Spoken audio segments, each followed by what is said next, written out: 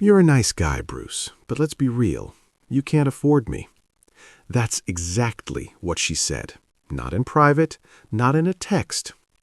Lisa stood up at the head of the table, tapping a silver spoon against her champagne flute until the entire patio went silent. 20 people, her family, her friends, her father's business partners, stopped talking. The ocean breeze was rattling the umbrellas at this rented Hamptons estate, but it felt like all the air had been sucked out of the zip code. She looked at me, then looked at her father, Carl, who was swirling his scotch with a look of pure, unadulterated smugness. "I think we've all been polite long enough," Lisa announced, her voice steady, practiced. She smoothed the front of her white silk dress. "Bruce, us, it's just not realistic anymore. Look around. This is the life I'm building. And you're sweet. You really are. But you're dragging me down to a tax bracket I have no intention of visiting." Her cousin snickered, actually snickered, a harsh, wet sound that cut through the silence. I sat there, gripping my fork, feeling the heat rise up my neck. It wasn't just the rejection, it was the ambush. We had been here for 4 days. 4 days of her family treating me like the help, making cracks about my cute little job and my vintage, read, beat up, Ford Explorer. And now the grand finale, a public execution to prove to Daddy that she was ready to get serious about her future. "Don't look so shocked," she added, tossing her hair back. "You knew this was temporary. You had to know. I need a partner, Bruce, a power player, not someone I'd have to explain the menu to." Carl leaned forward, his face flushed with expensive liquor and arrogance. "She's doing you a favor, son. Cut the dead weight now before you drown trying to keep up. Take the train back to the city. I'll even cover the ticket." He threw a $100 bill onto the tablecloth. It landed right in the butter dish. Greasy, insulting, perfect. That was the moment, the point where a lesser version of me would have flipped the table or cried. Instead, I felt this cold, calm clarity wash over me. It was like the noise of the party faded out, replaced by a low, steady hum in my ears. They thought they were discarding a broke nobody. They had no idea they were spiting the guy who could buy and sell their entire debt-ridden empire 3 times over before breakfast. I looked at the $100 bill, looked at Lisa, who was already turning away to laugh with her maid of honor. Dismissal complete. "You're right," I said. My voice didn't shake. "I don't belong here." I pulled out my phone. 1 text, 5 words. "Extract me. Package Alpha now." Then I picked up my drink, downed it, and waited for the rotors. Part 1. The Long Con. My name is Bruce. I'm 31, and I don't work in logistics support, which is what I've been telling people for 3 years. I founded a proprietary algorithm specifically for high-frequency maritime shipping. We optimized routes for 40% of the global cargo traffic. I sold the majority stake to a conglomerate 2 years ago for $215 million. I kept a board seat and enough equity to keep me on the Forbes list if they let me print my name, which I don't. Money is weird. It ruins things. It rots people from the inside out. I learned that the hard way in my 20s. You walk into a bar wearing a Patek Philippe and suddenly everyone loves your jokes. You drive a McLaren and women who wouldn't look at you twice are suddenly soulmates. It's hollow. It's lonely. You never know who is there for you and who is there for the lifestyle. So, I went underground. I drive a 2018 Ford with a dent in the bumper. I rent a decent but unassuming apartment in Queens. I wear t-shirts without logos, Fruit of the Loom mostly. I wanted to see who would stick around for me. Just Bruce, the guy who likes spicy noodles, bad sci-fi movies, and hiking on weekends. Then I met Lisa. We met at a dog park in Brooklyn. She was walking a French bulldog that cost more than my first car. I was walking a mutt I rescued named Buster. She was struggling to open a poop bag. I helped her. We talked. She was funny, sharp, a little pretentious, sure, but I thought maybe that was just a defense mechanism. She worked in PR for a fashion label, not high up, but enough to think she was Vogue royalty. We dated for 14 months, and for 14 months I played the role, the supportive middle-class boyfriend. I paid for dinners, but I checked the prices visibly. I saved up for special dates. I listened to her complain about how expensive Manhattan was. I thought we were happy. I really did. I ignored the red flags because I wanted it to work. There were so many flags. Like our 6-month anniversary, I bought her a heartfelt, handwritten letter and a vintage locket I found at a flea market. It wasn't expensive, but it was unique. She opened it, looked at it, and said, "Oh, cute." Then she asked if I had kept the receipt.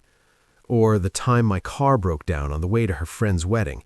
She didn't ask if I was okay. She screamed at me for ruining her entrance. "This is why you need a real car, Bruce. It's embarrassing to be seen in this junk heap." I brushed it off. I told myself she was just stressed. I told myself she was ambitious, and that pushed me to be better. I didn't realize she was keeping a scorecard, and I was losing points every single day. Part 2. The Week from Hell. The invite to the Hamptons came 3 weeks ago. Her dad, Carl, was renting this massive estate for his 60th birthday week, a family merger of sorts. Lots of networking, lots of old money posturing. "I want you to come," Lisa had said, eyes pleading, "but maybe dress up a bit. Dad is particular." Particular was an understatement. Carl was a mid-tier real estate developer who acted like he built New York himself. He was leveraged to his eyeballs. I knew this because I have friends in finance who laughed when I mentioned his name, but he played the part of the tycoon perfectly. Tuesday, the arrival. The drive up was the first nightmare. Lisa refused to ride in my Ford. "It smells like wet dog, Bruce. We're taking the jitney. It's chic." So we took the bus. When we arrived, the judgment started before I even put my bag down. Carl met us in the driveway. He was wearing linen pants and holding a cigar he clearly didn't know how to smoke properly. He looked like a caricature of a rich villain from an 80s movie. "So, this is the guy," Carl said, not offering a hand. He looked me up and down, staring at my sneakers. "Lisa says you're in shipping." "Logistics," I said, keeping my voice neutral. "Back-end support. I make sure things get from A to B. Computers." Carl sniffed. "IT guy. Got it. Well, try not to bore the guests. We have some heavy hitters coming this weekend. Don't embarrass her." He didn't even tell me where to put my bag. The butler, actual staff, had to pity me and point me toward the guest cottage. Not the main house, the cottage. It was basically a converted shed near the pool filter. Lisa stayed in the main house. "Daddy wants me close," she claimed. Wednesday, the golf incident. Wednesday was worse. Carl insisted on a golf outing. I don't play golf often, but I know how to swing a club. I didn't have clubs with me. "No worries," Carl said, grinning like a shark. "You can use the loaners, or just caddy for us. Might be more your speed." I ended up walking the course with them. Carl, his brother Sterling, and a guy named Trent, a hedge fund analyst who was clearly there to sniff around Lisa. Trent was 28, wore loafers without socks, and talked exclusively about his bonus structure and his CrossFit routine. For 4 hours, I listened to them talk about money. Not the way people with real money talk about it, ideas, projects, the future, but the way insecure people talk about it. Prices, brands, who has the bigger boat. "So, Bruce," Trent said on the 9th hole, lighting a cigarette, "Lisa says you rent in Queens. Rough commute. Or do you just like the grit?" "I like the neighborhood," I said. "It's real." "Real?" Carl laughed. "That's code for cheap. Look, son, there's no shame in being poor. Just don't drag my daughter down with you. She's got potential. She needs a platform, not an anchor." I bit my tongue so hard I tasted blood. I wanted to tell him that I could buy this golf course and turn it into a parking lot just to spite him. But I didn't. I needed to see how far they would go. Thursday morning, the invisible man. By Thursday, I was a ghost. Lisa barely spoke to me. She was too busy laughing at Trent's jokes by the pool. I brought her a coffee in the morning, the way she likes it. Oat milk, 2 stevia. She took it without looking at me. "Thanks. Put it on the table. Trent is showing me photos of his trip to MoMA." I stood there for a minute, waiting for a smile, a touch, anything. "Babe." "Not now, Bruce," she snapped. "God, you're so needy. Go find something to do." I walked down to the beach alone. I sat on the sand and watched the waves. I pulled out my phone and checked my accounts. The numbers were astronomical, meaningless digits on a screen. I could buy a jet right now. I could fly to Paris for lunch. And yet I was sitting in the sand being treated like garbage by a woman I thought loved me. That's when I realized she didn't love me. She tolerated me. She was waiting for an upgrade. And Trent, with his leased BMW and his loud mouth, was the upgrade. I made the decision then. I wasn't going to break up with her. I was going to let her do it. I was going to let her show her true colors to the world. Thursday night, the dinner. Which brings us back to the dinner. The white party. Everyone in white. I had to go to a local store and buy a white linen shirt that scratched. I felt like an idiot. We sat down at 8 p.m. The table was set for 20. Lobster, caviar, the works. I was seated at the far end, next to a deaf aunt and a teenager who was scrolling TikTok. Lisa was at the head, next to Carl. Throughout the appetizers, I caught Lisa looking at me. Not with love, with annoyance. Like I was a stain on the tablecloth she couldn't scrub out. Then came the speech, the spoon tapping, the silence, the humiliation. You're not in my league financially. The words echoed in my head as I stood by the railing, the $100 bill still greasy in the butter dish. How are you going to leave? Trent laughed, swirling his wine. Walking to the bus stop? Not exactly, I said. I checked my watch. Marcus, my head of security, was efficient. ETA 2 minutes, I muttered. I walked over to the bar, poured myself a glass of Carl's $500 scotch, which he had explicitly told me not to touch, and leaned against the railing of the deck. What are you doing? Carl barked. Put that down and get out. You're making a scene. I'm waiting for my ride, I said calmly. Your Uber? Lisa rolled her eyes. Bruce, stop being pathetic. Just go pack your bag. Then they heard it. Thwop, thwop, thwop. A low vibration at first, rattling the expensive crystal on the table. Then a roar. The wind picked up, whipping the tablecloths and ruining the carefully coiffed hair of every woman at the table. What the hell is that? Carl yelled, covering his drink. A dark shape rose over the dunes. It wasn't just a helicopter. It was a Sikorsky S-76. My Sikorsky. Matte black, custom interior, the kind of machine heads of state use. It had the logo of my holding company, Apex Dynamics, painted in subtle gray on the tail. The pilot brought it in low, hovering just above the estate's massive lawn, kicking up a storm of sand and leaves. The noise was deafening. The white party was now a wind-blown disaster party. Napkins flew into the pool. A wig might have detached itself from an aunt. It was glorious chaos. The side door slid open. Marcus leaned out. He wasn't wearing a chauffeur's uniform. He was wearing a tactical vest and sunglasses, looking like he was extracting a diplomat from a war zone. I finished the scotch. I placed the glass down on the railing with a deliberate clink. That's my ride, I said. I walked past the table. Everyone was frozen, mouths open. Lisa looked like she'd been slapped with a wet fish. Trent, the hedge fund guy, dropped his fork. He recognized the logo.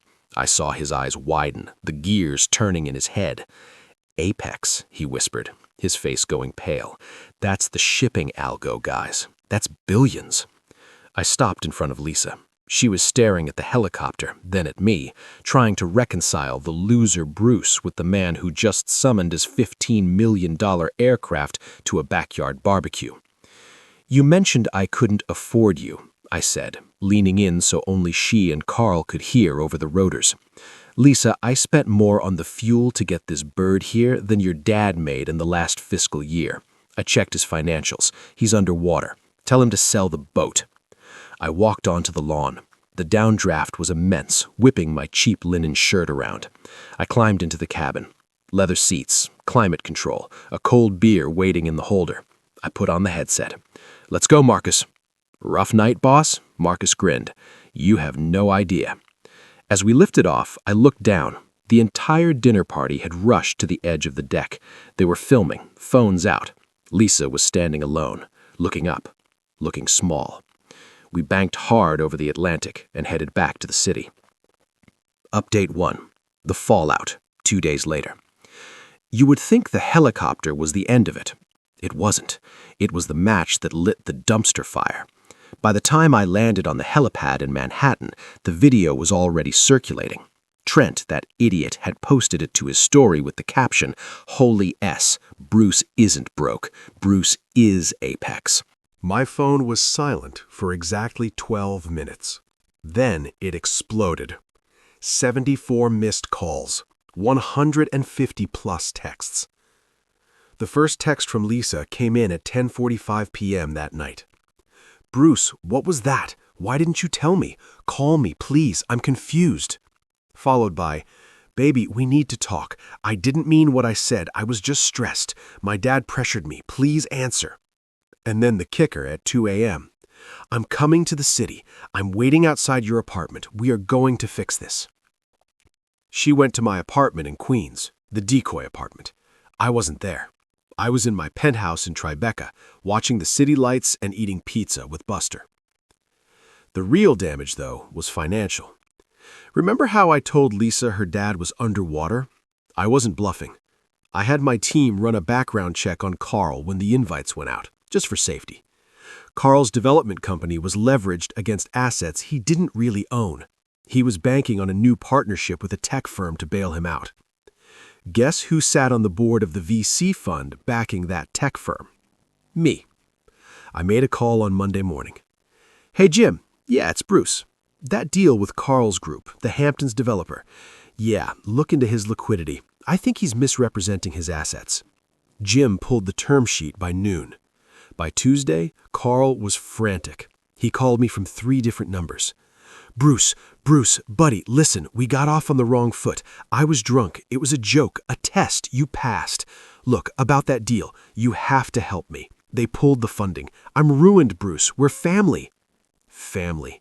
The word tasted like ash. I blocked the number. Update 2. The desperation. 1 week later.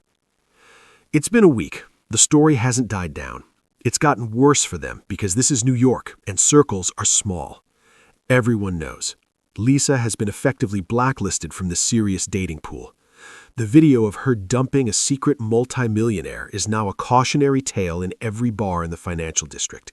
Men don't want to date the girl who couldn't spot quality if it hit her in the face. She's radioactive. She tried to ambush me in my office. She didn't know where my office was, so she went to the old address listed on a shell company I used for mail. It's a UPS store. She stood outside a UPS store for 3 hours in heels. I finally sent her an email, not a text, an email. "Lisa, please stop. It's over. You made your choice publicly. I accepted it publicly. There is nothing to discuss." She replied with a novel, pages of excuses.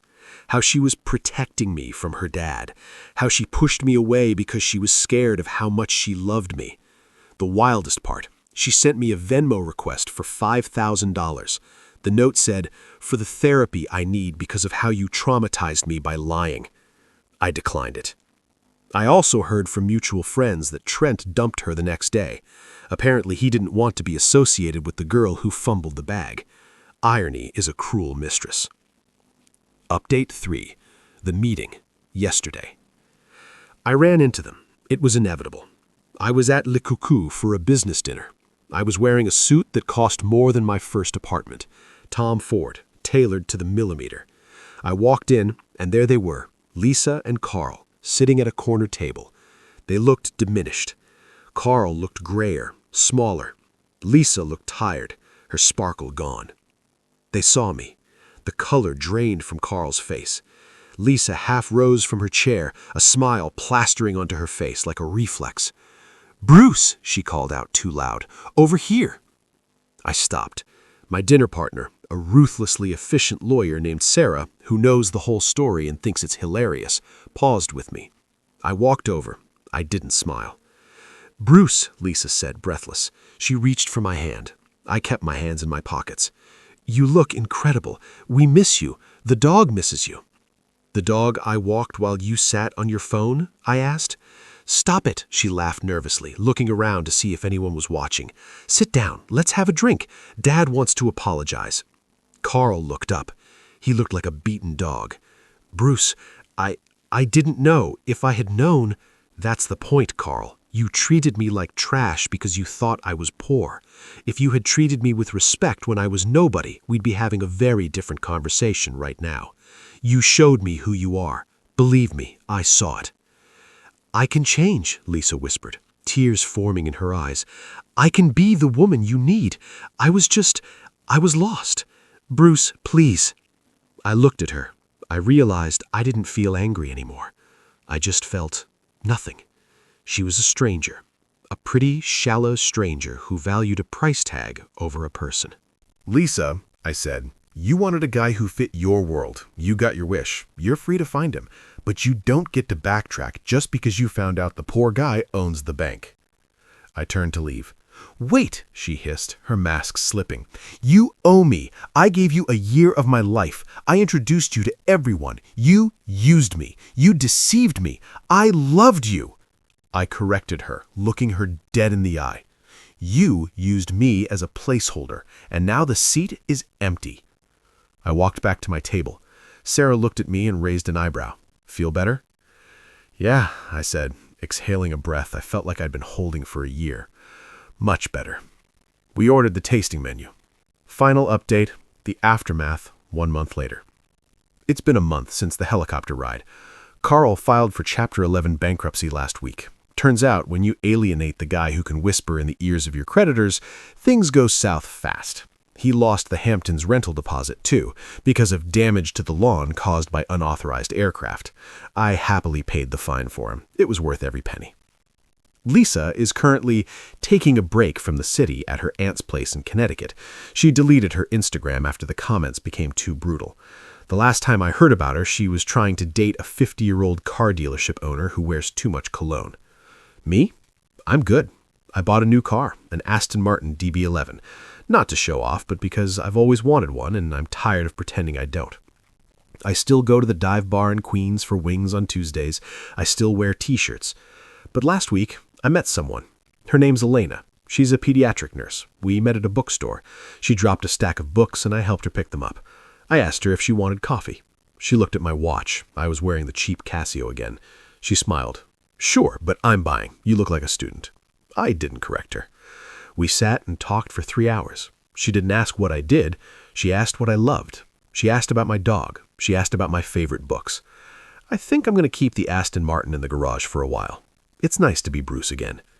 And to anyone out there letting someone treat them like a placeholder, call the helicopter, even if it's just a metaphorical one.